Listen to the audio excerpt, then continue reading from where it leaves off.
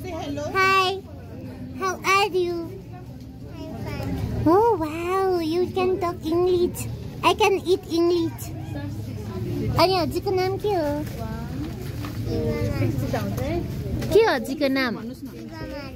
हो अनि कहाँबाट आइसक्यो हजुर कुन ठाउँबाट? काठमाडौँबाट हो यो ललितपुर हो नि सही कुरा हो